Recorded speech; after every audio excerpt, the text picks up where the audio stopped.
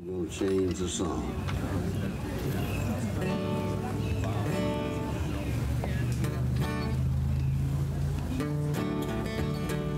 I just never would have dreamed this man would be so quiet and shy. Not at all like I expected him to be. I stood there in speechless awe as I shook the gentle hand of Florida's living legend, Stetson Kennedy. He's a cracker boy who'd see a great injustice in our land, and there's no doubting others saw it too, but chose to look the other way, pretended it wasn't there. You were a pioneer in that, because even the state, even what was taught at University of Florida was completely different, and what was taught there was that the noble South had been defeated, the carpetbaggers came and took over and everything, and I'm just kind of wondering where you got the wherewithal to write against what all the academics were saying. Well, the first step is realizing that not everything they're saying is true. You know, as a kid, I decided already that grown-ups were lying about a whole lot more than Santa Claus. Unlike my husband, Stetson Kennedy tells in his book one time about his earliest experience. He was 4 years old, and the children he was playing with, people ask him, how did you become colorblind when the rest of the people around you were such racists? And he always tells this story, so I'm going to tell this story to you. His little friends ran off the African-American woman that was carrying these, was accompanying these children to the park, had told them, don't cross the street until I tell you. His playmates ran across the street and said, we don't have to obey you. You are nothing but an N-word. And Stetson sat there and held his nanny's hand, and she cried, and he cried, and he claims that that's the first time in his life that he ever realized that. Every Southern child grows up with some pain about offending, hurting the feelings of these people who were dearest to us by some ignorant comment. So these things were in the wind, and a large number of people, white and black, were sort of patrolling the Jim Crow Wall. The way later the Berlin Wall got patrolled, you know, looking for cracks or breaks or something, and we were working on it with sledgehammers and crowbars to see if we could find cracks we could widen. Yeah. And in fact, succeeded in doing so. There were many victories along the way in the 40s and 50s that made the overcoming of the 60s less bloody. I call it, my generation, the vanguard generation, so to speak. We were in there doing whatever we could. You know, I call it softening up the South for righteousness. Injustice in our land, and they say he was like a bulldog, fear he never showed, but how he lived to tell his tale, only God would know. When you were starting out writing, did you get any support in what you were saying, or was it all kind of, did you feel like you were kind of isolated? Well, I made it a point not to speak to academics. Okay. Or get back in the stacks. Yeah. I recall Erskine Caldwell, he apparently went out of his way to, he discovered me, so to speak, and invited me to write Palmetto Country because of a short story, a documentary. It was really oral history about a lynching in Key West.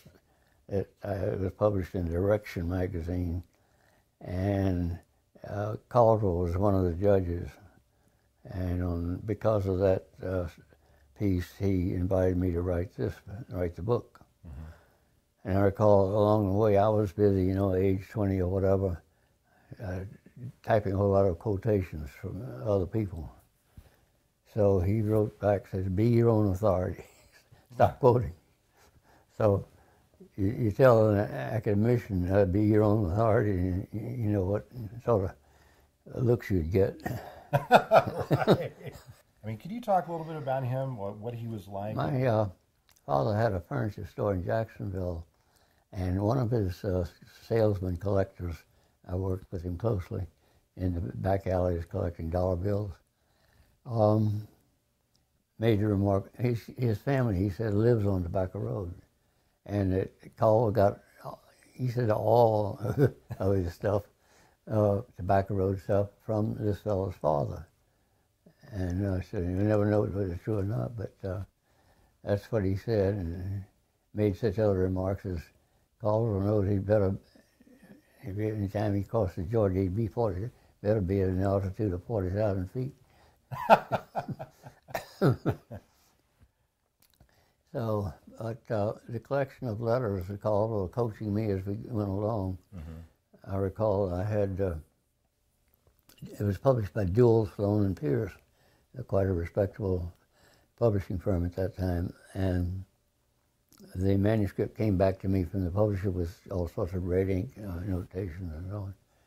And I'd said that the houses of prostitution on Houston Street in Jacksonville, the going rate was $2, and a special student rate, $1. And the editors had put big red question marks there. So by the time I got it, Caldwell had scratched out all the question marks and wrote, "You know damn well they do." So it stayed in, I think. But I was going to say that the collection of his letters to me was apparently a unique, discreet collection. He never did that for anyone else but me. So the University of Georgia purchased them from me. And those letters may be found there in the library. Police and judges wore their robe of white, and Stetson knew that he was on his own. There was no one he could trust, but still he stood and fought for what was right. Well, yeah, I can talk about Lillian Smith. Okay. We were, to the best of my knowledge, the only two Southern white book writers, authors, who were crossing swords publicly with the Jim Crow system. And yes, she had a place in North Georgia where black and white people and kids came on weekends and workshops and so forth. She edited with Paula Snelling a magazine and addressing segregation among a lot of other things. But in those days, my recollection is that she was ascribing racism to a psychological aberration on the part of us whites, narcissism. She said is what it amounted to. And if we just stopped looking at things that way, racism would go away. So there's a problem in psychology. And that never did strike me as having much merit. It may be one little aspect of the whole thing, but it's far more complex than anything about thinking white is beautiful and black is ugly. So ideologically, we crossed swords somewhere about segregation, and it was published in the magazine Common Ground and attracted some attention. Later on, I gather after I'd left Georgia, when I was there, she was, my memory tells me she was very reluctant to sign petitions or write letters or work with any organization. So we felt that as an activist, she was not doing enough, if anything. But I have to footnote that by saying I understand in the later years she did become very active. Yeah. But there's one anecdote I can tell you. Senator Theodore Bilbo of Mississippi was on his deathbed awaiting surgery for cancer of the throat. And he called a press conference. And at that press conference, he waved a copy of Lillian Smith's, I think, Strange Fruit, and my Southern Exposure. And he said to the press that I much prefer the throat-cutting style of the surgeon's vertical style. These two books are trying to cut my throat horizontally. Right. So I have the clippings, and it's something else, you know. It's a sign of those times. Georgia, and Stetson just couldn't think of a better place to infiltrate their ranks. He would start right at the top and show the world a grand wizard's face. We were both on the Writers Project, and he was in Chicago, and I was in Jacksonville. And I was writing these oral histories, really, and so on, about black short stories. And I would send him to Richard Wright in Chicago to check my so-called black English.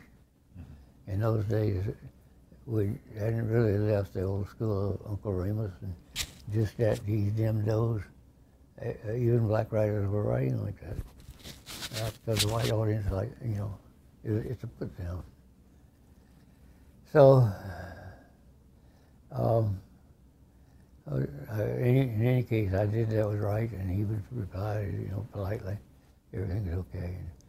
But in the mid-50s, I spent 2 or more years almost in daily company with him. We went to the same Cafe Chorno on the left bank and did a lot of things together.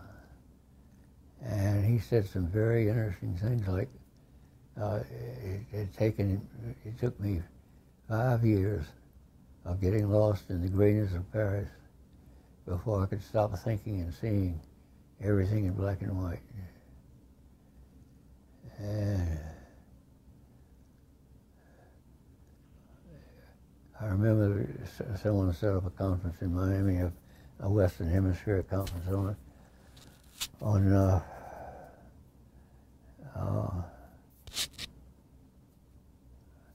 what's the word for it? Negritude. Blackness. And I remember that conversation with Richard saying that he had been involved in the beginning with the leaders, and he was afraid that it was going to turn into a mystique. So he had dropped a lot of his interest in it. There's a lot of untold stories. I need to write at least some articles about Wright, because just before he died, he called me and my wife at the time to a cafe and unburdened himself for more than an hour of monologue about a plot to kill him and me and I forget, maybe one or two others. A plot funded by the CIA and to be carried out. There's a fellow named Brown in Paris who handled all the CIA money for buying elections and starting new parties and stuff all over Europe. He was a focal point for CIA funding to disrupt, you know, to try to elect you know, American-friendly, and that usually meant anti-labor and anti-democratic and so on. All these rotten eggs. So that was, you know, what Richard told me. You know, my memory is so bad I don't remember all of it, and I keep thinking I'll contact that wife and see if she remembers more, because it's certainly history, and the history books are full of speculation as to whether there was a plot, whether he was killed. He revealed. He learned their secret signs and codes and just how they operate. Well, I guess old Stetson's nerves were made of steel. Stetson, it just strikes me that your approach when you wrote Southern Exposure, Jim Crow Guide, was different than the approach taken by someone like, Gunnar Myrdal in his study about race. What did you think about his approach and how yours? It's been a long time, and I remember. American Dilemma. I remember at the time, the amount of research and money that went into the Myrdal study, and he's sort of laboring, the mountain laboring and bringing forth a mouse. I couldn't find any substantive conclusions in the thing.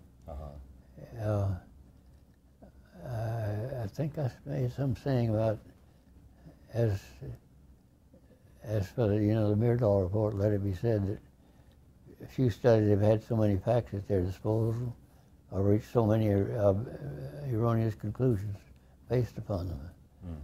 And because that was Myrdal's thing was, well, America was a democratic society, but there was this minor problem with racism.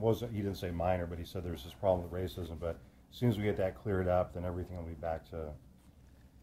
Well, my recollection is, like I say, I've forgotten what the thing said, but it was far from being, a militant denunciation and so on. Yeah. As I recall, it had to do with, education, and that of course, all the pillars of racism in the South and elsewhere took the position that racism is a prejudice is a matter of the heart, and therefore cannot be legislated. The only thing we can do is hope that education will someday get prejudice out of the hearts of people. And of course that meant that meant no change. Yeah. The world's not going to last that long. So I would argue in a way of reply to that contention that perhaps we cannot legislate matters of the heart, but we can legislate about the experience of living and studying and working and traveling and so on together. And that experience is highly educational. So that we should, I was arguing that we put a stop to segregation in all those areas of human activity. You get some real education, in terms of on-the-job training, so to speak. On-the-job training, yeah, against racism. Yeah, there you go.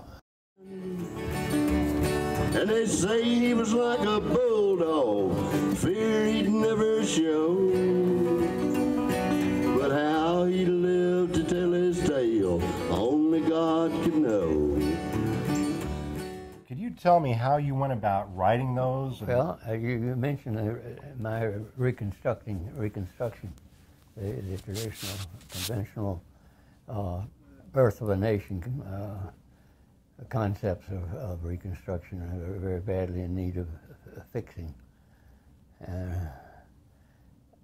I recall that my father, when he first read the book, they were all excited, about a member of the family who's written a book. And so my father says, "Good job, son." Says, "The Yankees will believe every word of it." and we Southerners will know the truth when we see it. So I got that kind of reaction from my father. From one of my aunts, said, "All I've got to say, if anybody who wants N-words to rule them ought to have, N-words to rule them." And of course we didn't use N-word in those days. And another one said, "Well, we can't expect Stetson to understand the problem of the South because he was born in Florida." And of course Florida being outside the southern plantation system to a large extent. Anyway, that was the kind of reaction I got inside the family. Your main intention? Well, I must say that, for one thing, it was not really to make money or best. My first wife, in fact, a Key West girl, used to say, "Can't you just write one bestseller and then get on with all this lynching and stuff?" And my agent at the time, very devoted, and I was sending all these short stories about lynching. Hard sell, impossible to sell, but she tried. And she said, people don't want to read think articles. You imagine that? Telling that to a 20-year-old author. Americans don't want to read think articles. So anyway, that's what I was born into. And it's even worse now, in my opinion. So, Palmetto Country, my first book, was, by invitation from Caldwell. And I rather doubt if he hadn't invited me to write that book, I don't know what would have become of my writing, lifetime of writing. It wasn't a career in terms of being successful, in terms of circulation or anything, but rather in the hope of making some kind of constructive changes in what was going on in the world. And in the case of Southern Exposure, its dual purpose was exposing the wartime Klan and other racist terrorist groups inside America. So to an extent it did that. And I was still undercover in them at the time it went to press. So there's not any hint that the information about all these racist terrorist groups was obtained by me through infiltration. But it was all of it. At the same time, I felt that the time was right for raising all these standards. We had the example of the Durham Statement and the Couch book that failed from his point of view, and this pamphlet put out about the South being the #1 problem. So that I felt it was a time for raising standards, and therefore there is a chapter in there called Total Equality and how to get it. And that in 1946 was, revolutionary. The KKK and the FBI were totally agreed that anybody who opposed segregation was subversive. And the truth is, I was as subversive as I could be because I was out to overthrow white rule. And they never put it in those words, but that's what we were doing, and we were, in that sense, doing our best to subvert it. The price for Stetson's hide was $1,000 a pound. FOB Atlanta, but the Bulldog stood his ground. And down in Palmetto Country, he stands taller than the cypress trees. He's Florida's living legend, Stetson Kennedy. Thank you, Doug Gauss. God bless you.